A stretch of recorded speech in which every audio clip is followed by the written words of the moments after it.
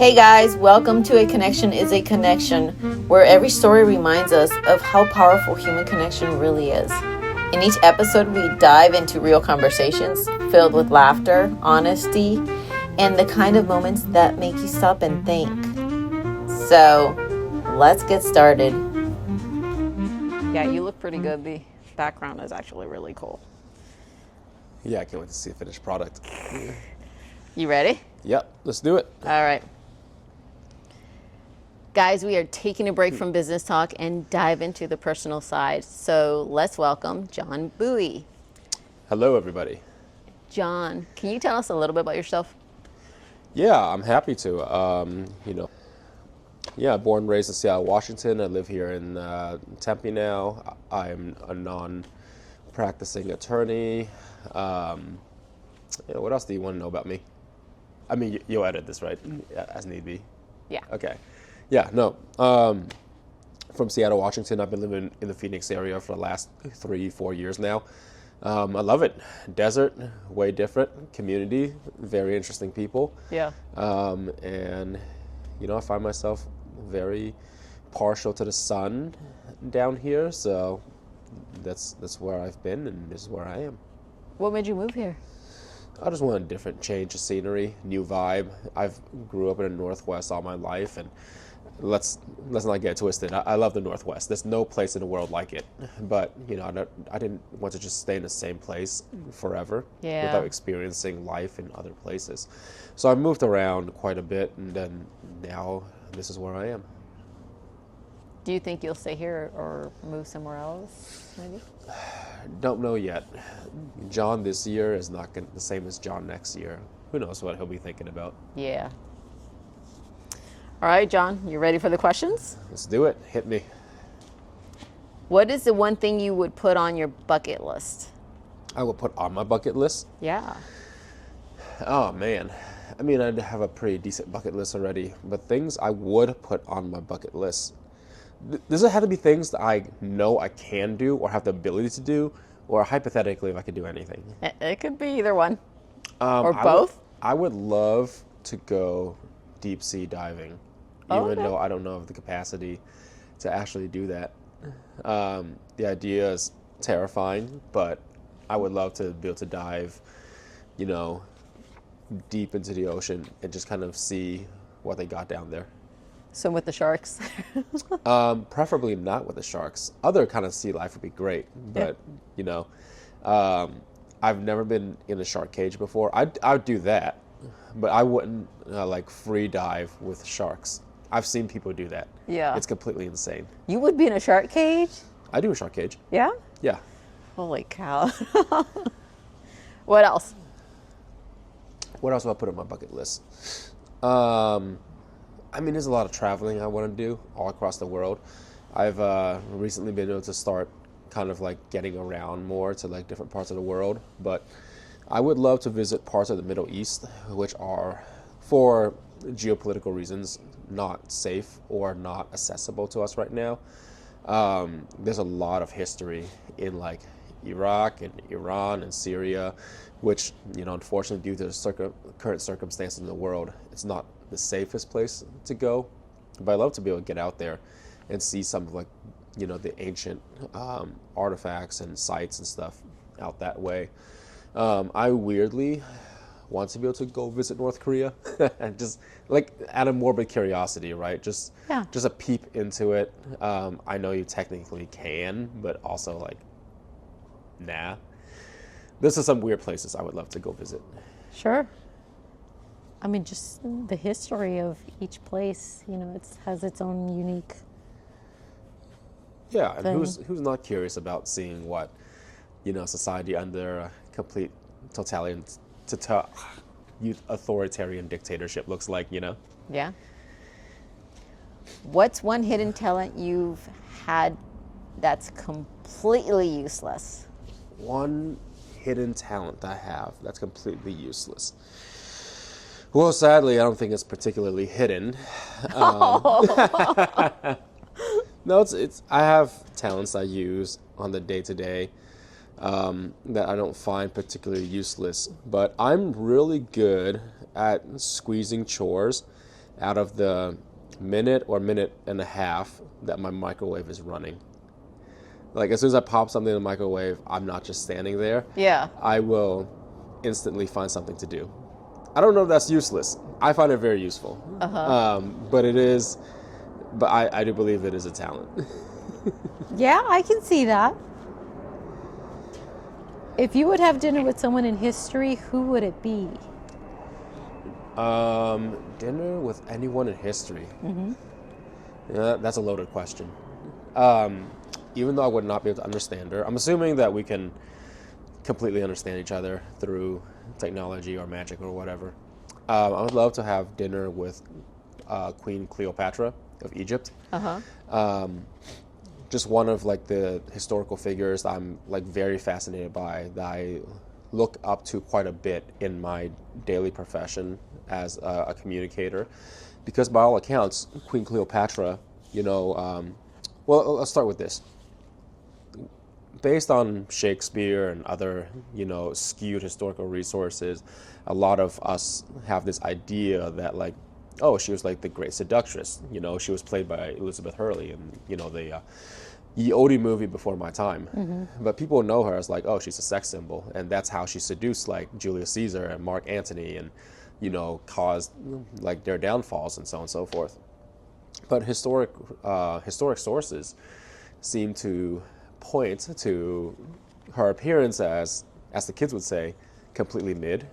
But it was like her engaging personality and her ability to hold conversation in her capacity as queen, ruler, diplomat, partner, so on and so forth, that got people so engaged and enthralled with her. So I just want to see, the queen work her magic and just kind of see how she would hold conversation with someone like me, and how that dynamic plays out in real time. That I think would be really, really, really cool. What would be the questions that you would ask her? Oh man, there'd be a lot. I ask, very esoteric things like, what do you think are the good traits of what are the good traits of a leader? Like if you were not, like Pharaoh of Egypt, like where do you see yourself? Like that kind of stuff. Where would she lend her skills and talents if she were like living a normal life, or like living in a lesser capacity than being like absolute ruler of a whole country? Just like really strange, nerdy things. Yeah. But it's maybe no different than if I got to sit down with like, I don't know, like Bill Gates or Warren Buffett, and I get to ask them like generic leadership questions, True. What is the funniest or craziest thing you've ever done? Funniest or craziest things I've ever done? Well, let me caveat with, and I'm sure you could relate to this, heartbreak makes us do crazy things. Oh, yeah. Yeah.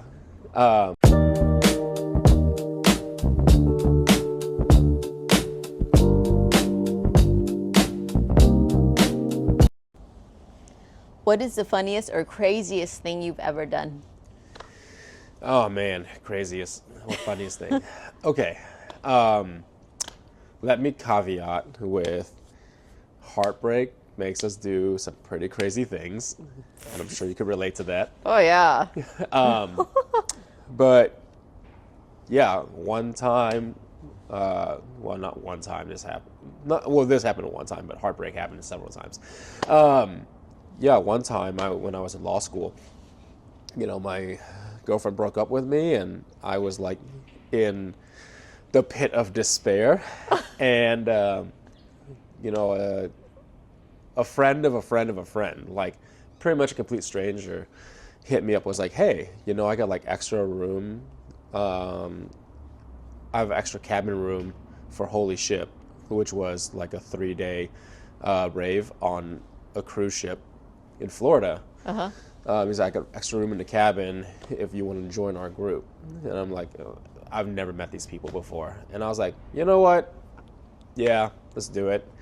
I took like whatever little money I had from working in the bookstore, scrounged it all up, got to Florida, partied with complete strangers for like 3 days, I was sick for like 2 weeks afterwards.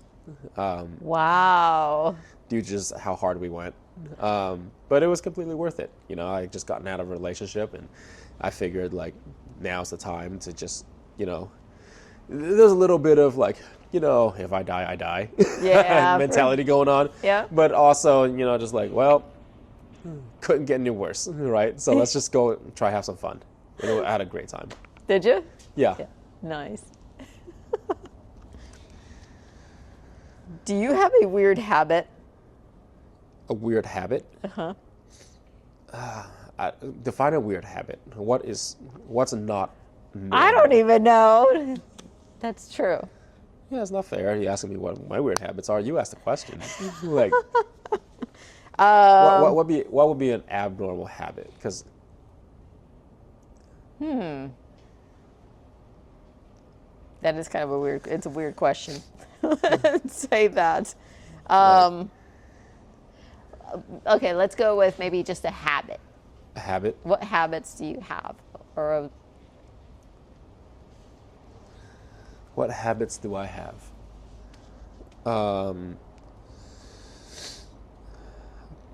Pass for now. maybe something that your girlfriend drives her crazy that you do. I just feel like it's not that interesting. I'm a pretty clean person, as far as I know. You throw your socks in the hamper? No, I throw my stuff in a hamper. Oh, I mean, where else would you throw it? Yeah, well, Yeah. there's people that throw it right beside the hamper, or your dirty socks. If you go to my house, you will find that it is in various stages of clean. I'm not one of those clean freaks who needs it clean all the time, but I just become very acutely aware of like, this mess has been sitting here for far too long, and then Yeah. I will obsessively make sure that gets clean or organized, despite maybe everything else kind of being a disaster. Yeah. Like, the way I view like cleanliness is like it's all a work in progress, right? Like I'll get it all cleaned eventually, and I'm aware other things will just get messed up in the meantime. But I have a weird habit of suddenly become obsessed with like cleaning certain parts of my house, and then like, okay, everything's fine for now because I know it was just struck again, I guess. Yeah. Sure. Yeah.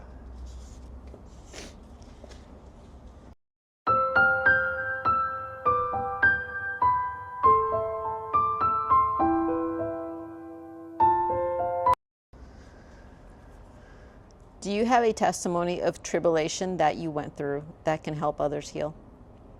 Oh man, have I gone through stuff Yeah. that might help other people? Yeah. Maybe. I wasn't never like the best kid growing up. I've done a lot in my life to just kind of really, really throw myself into a hole where I had to like figure out how to dig myself out of. I think like one of my biggest turning points is,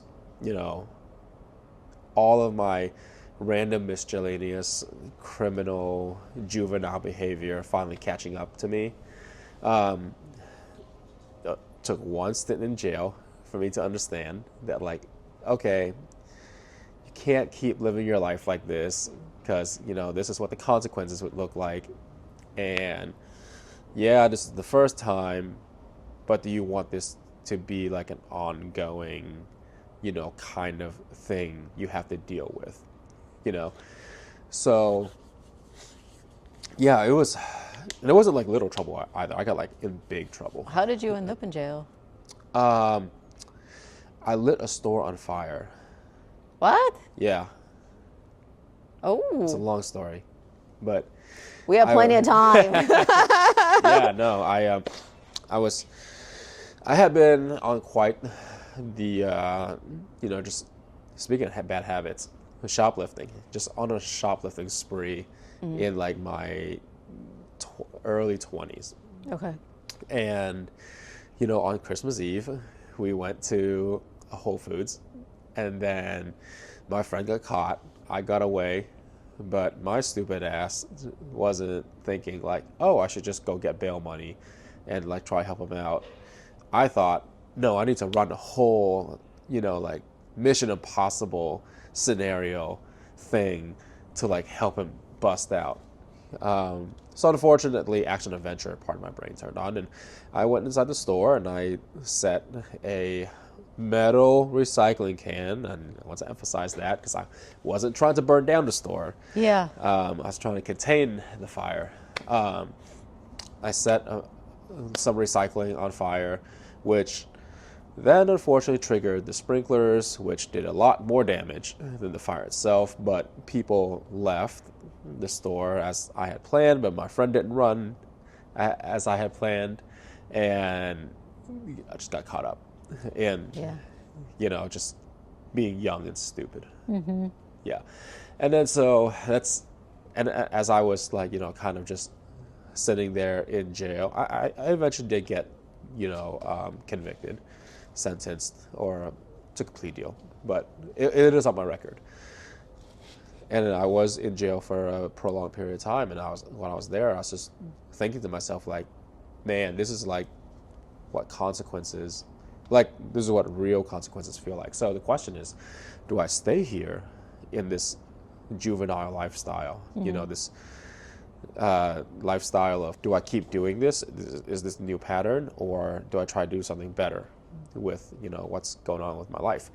And I think like the first step I had to take to reconciling with myself and wanting better was I had to like go and forgive myself. Now that might sound pretty selfish from someone who did something very criminal, but the world was always going to just keep branding you with that criminal label over and over. Not everyone, but a lot of people will. So there's no reason to be as hard on yourself. Once you've learned your lesson, the first step after you learn your lesson is to forgive. And I think that part of my story, which I've told some people now, have really helped them with the stuff they go through, right? Because we're our own worst critics. When people do something terrible, whether it's actually criminal or it's personal or it's professional, but just something to torpedo a situation, they eventually learn their lesson, but they don't get to the point where they start forgiving themselves post learning the lesson. And I think if you don't get to that point of self-forgiveness, you have that dialogue with yourself where you are able to reconcile, like the lesson is enough. It makes it very hard to not just loiter, in that part of your life, whatever that mistake may be. So I've moved on from that. I still reference it, as a major turning point in my life, but I'm no longer like afflicted with like, oh, you're a bad person, blah, blah, blah. Like, there are people who might learn about me and they'll never let it go. But, I'm also like, well, you're not my problem. Like I'm my problem. And I've had to learn to let it go. How old were you? I was 22 when it happened. Yeah. So not excusably young, but still definitely like a really, really stupid stage of my life. Yeah.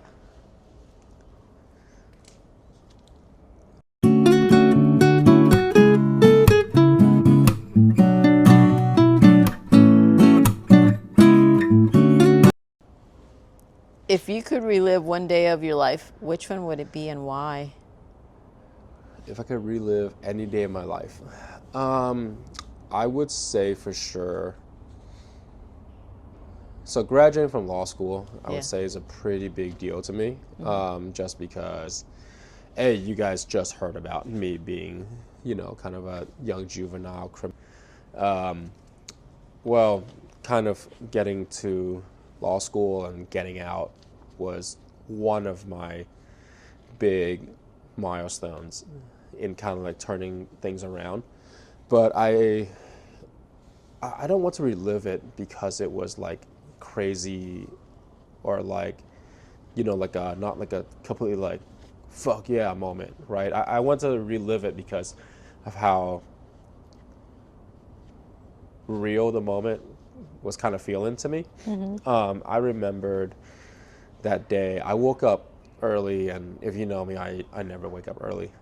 But I woke up pretty early that day, and I went outside of the student housing that I was staying at, and I just like was just sitting there. I remember it was pretty foggy because it was still early morning in Portland, Oregon, and so the fog was still there. And I was just like watching the fog, just sitting there while everyone else was still asleep, thinking like, man, it's crazy. Like, there's no way today is real. You know, like the culmination of everything that I've worked for is finally coming to a head. It made the past, you know, like 3 years of like studying and buckling down not feel real at all. It made me feel like I just woke up and I was just like born into like this foggy landscape. But anyways, yeah, it was just a very pensive moment where I got to just sit and like really think about like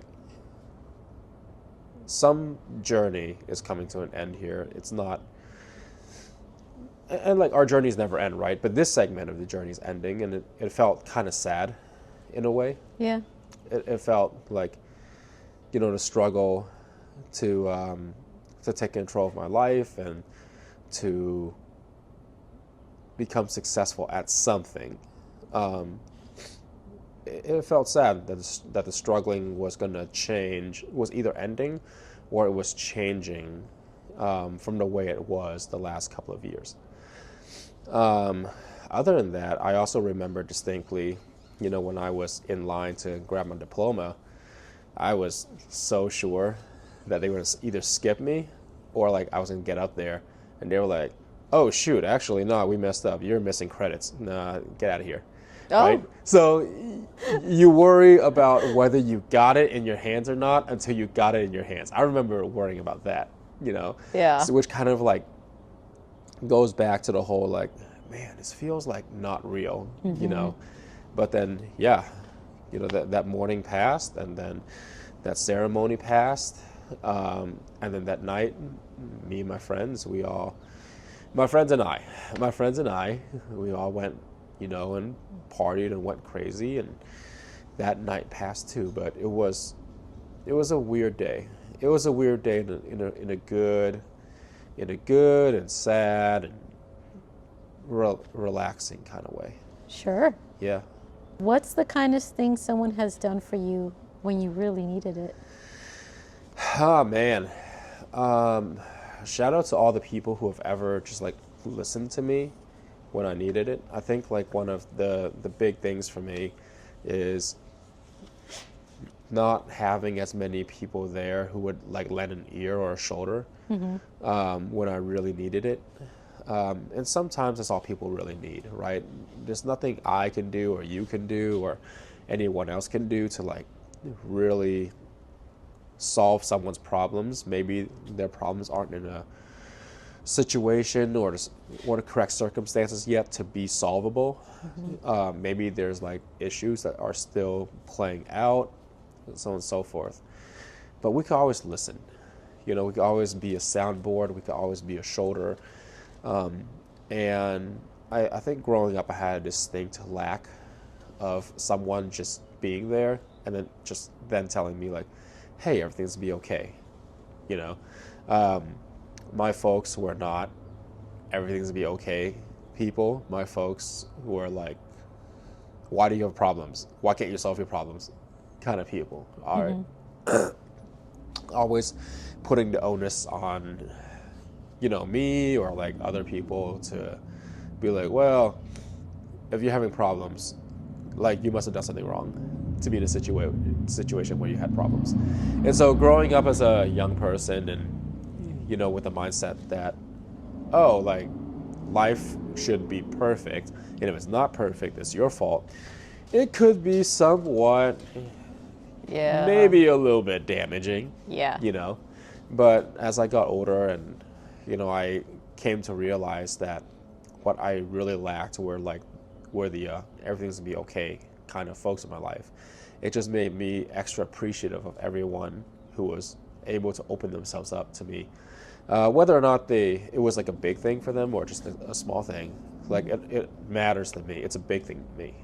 people being able to open themselves up and just be like, hey, talk to me. And then like, yeah, that sucks. But you know what? Everything's gonna be fine. Yeah. Yeah. Yeah. Sometimes we have to go through some stuff, tribulations or whatever we're going through to help us Absolutely. grow, Oh yeah. to get us to where we need to be, for sure. Oh yeah. I don't recommend getting arrested to like finally learn your lesson, but Probably not. but I do recommend. But I do recommend. You know, once you're in a situation where like, okay, how did it get here? This really sucks. I think understanding the why and understanding the lesson that's coming out of that is like crucial, right? Life sucks. You know, sometimes you win and sometimes you lose, and you're gonna lose a lot more than you're gonna win. But take the wins for what they are, right? Just be in the moment and be like, yes, I did it. And then when you're in those losses, you know, try to decipher out like, okay, what's the lesson here? Like, what went wrong, and how does this help me change the trajectory of who I am or like what I want to do, you know, in my journey. Yeah.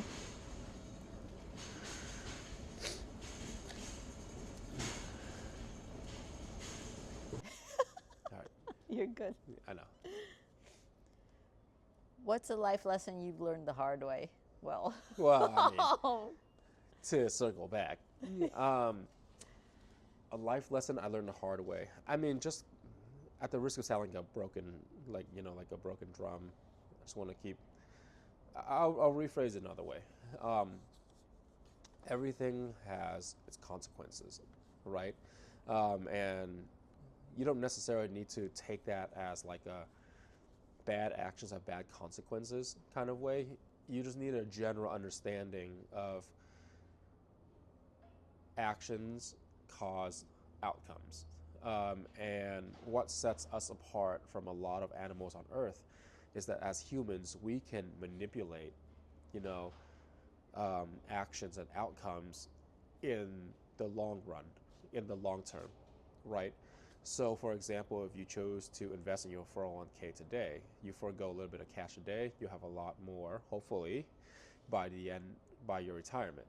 That's an example of manipulating cause and effect. You're taking an action now, and then you're going to reap that outcome later on. So when I say like all actions have consequences, I don't necessarily just mean like, yeah, if you do bad things will happen to you. What I mean is start taking advantage or start taking control of the actions of the right, start taking control in investing in the right actions to create the right outcomes. Now, what causes a lot of people to give up on anything that they do, right? Yeah. Relationships, new business venture, new hobby, is the worry that it's not going to be perfect immediately. Perfection, or like the semblance of perfection, or how things are supposed to turn out, happen sometime in the future. But I can almost guarantee you, if it's something worth having, if it's an outcome worth having, it's not going to happen in the immediate future. It takes a little bit of time for you to build momentum or skill or rapport or whatever to have the desired outcome in the shape that you desire it. So people give up because it's not perfect right now. So I must be a failure, or this is not for me. Keep investing in the right actions today to eventually produce that correct outcome later on. Just as bad actions have bad consequences, good actions could have, you know, great consequences. You know, if you, it's what education is for. It's what hard work is for. It's what working smart's for. It's all about finding different ways and processes and inputting the right effort and energy into something to at some point get it in the shape or result that you want to get it in. Well, I think we live in a world now where it's like we're expecting immediate results in anything we do. Yeah, I think social media has definitely been like a huge, yeah, like a huge, what's the best way of putting it? All right, you probably need to edit this. And I think that social media has been like a huge factor in people just simply giving up, because what you see in social media are just like glimpses, and sometimes not even like genuine glimpses, right? The guy riding the Lamborghini talking about like how like, oh, this is what hard work gets you, right? For all you know, So that's not even his Lamborghini. Yeah. You know, it's just the facade of success or a facade of getting to the finish line. So people don't see the struggle, people don't see what's real, people just see what, you know, these folks on social media want you to see. And, you know, I'm guilty of that, right? Yeah. When I post pictures of like my workshops and my seminars, I post pictures at the very end with me posing with everyone who came, right? It's like, all right, everyone, group picture time. And then I'll post something about like, thank you for everyone who showed up to the apology workshop. It was beautiful. We had such a great time. Everyone's very vulnerable, so on and so forth. But from that picture, you don't get how I had to go to like a bajillion networking meetings and then like meet people and be like, hey, this is what I do. You should come to my thing. They don't see like all the work I put into like finding a venue, finding a caterer, you know, going to get the food, creating the materials. I put out the end product, you know, mostly to thank the people who come there. But at the same time, I'm also guilty of what I'm saying, right? Which Yeah. is I only do a snapshot of part of the journey, which is the most glamorous part. True. And I just want people to be aware of that, right? Investing your time into something worthwhile, you'll get that snapshot of like success, you know, hopefully. But it's gonna be a lot harder. There's gonna be a lot of unglamorous, untaken snapshots along the way. Absolutely. Round or square pizza? That's a great question. Square pizza. Ooh. Square. Yes. Why? Yeah. Square pizza. I don't know what it is. It's probably the 5-year-old in me that gets served square pizza at school lunches that just like remembers and loves that. But round pizza, I'm like, okay, this is basic. Square pizza is for the cool kids. And it's not as bulky. Like round pizza, the edges are so, it's too much dough. Yes. I don't know. I agree. Want this? You're good? Yeah. Okay. What's the most embarrassing thing that you did as a kid that your family still teases you about? Oh man. I mean, just being fat in general. They tease you about that? Yeah. Yeah? Yeah, I mean, it's something that they've kind of never let go of.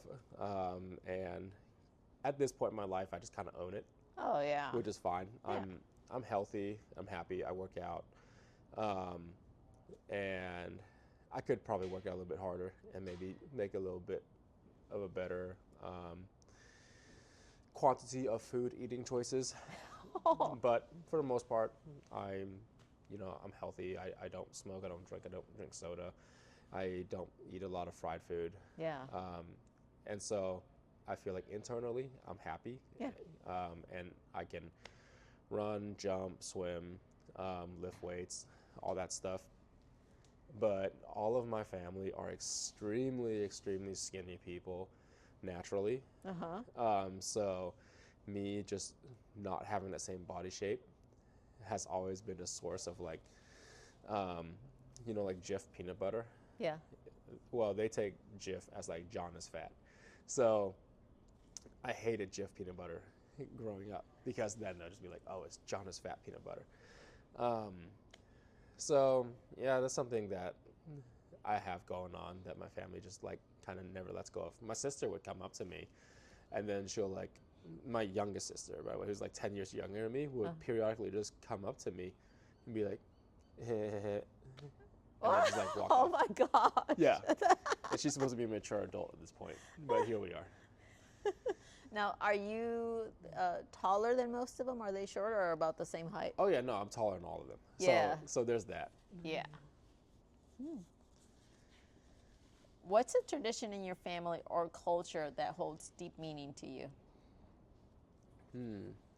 Okay, so this might correlate with the whole fat thing, but I don't believe in food waste.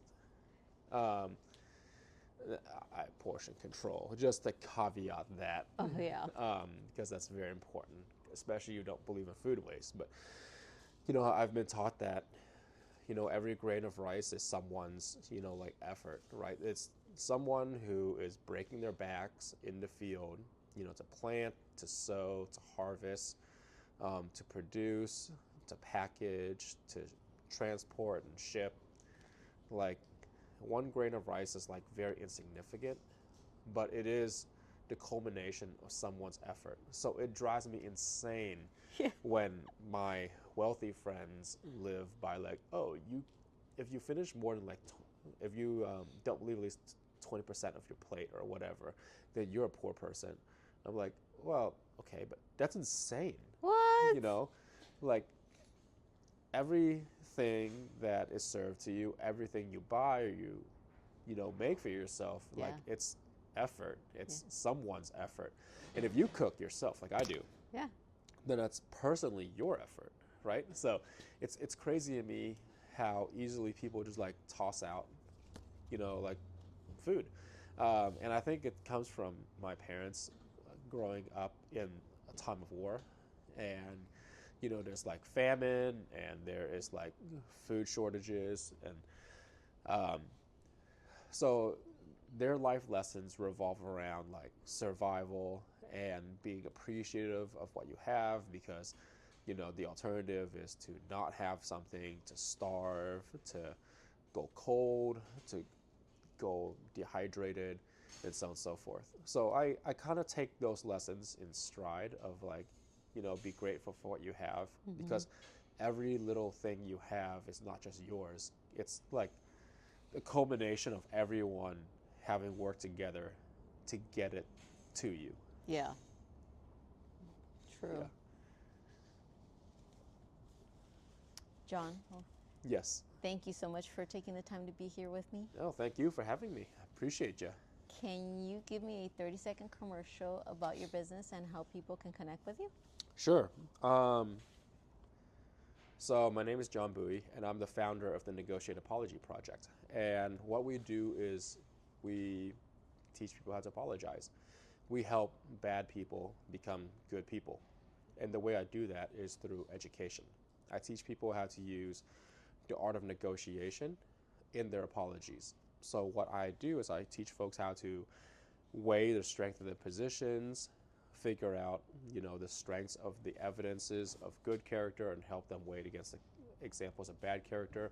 I help people learn critical problem solving skills, communication skills, all so you combine that into a beautiful and impactful apology to help solve whatever conflict you have, whether it's personal or whether it's professional. So that's me. Wow, that's awesome. I think a lot of us need that. Just apologizing is one of the hardest things to do. It's hard for me. It's hard for me too. Yeah. Totally. How can people connect with you? Yeah, people, you could connect with me and just sign up for my newsletter on thenegotiateapology.com. You can also connect with me on LinkedIn. Just search up Jon Bui. And then on Instagram at the Negotiate Apology Project. Perfect. Well, thank you so much. And stay tuned for the next one.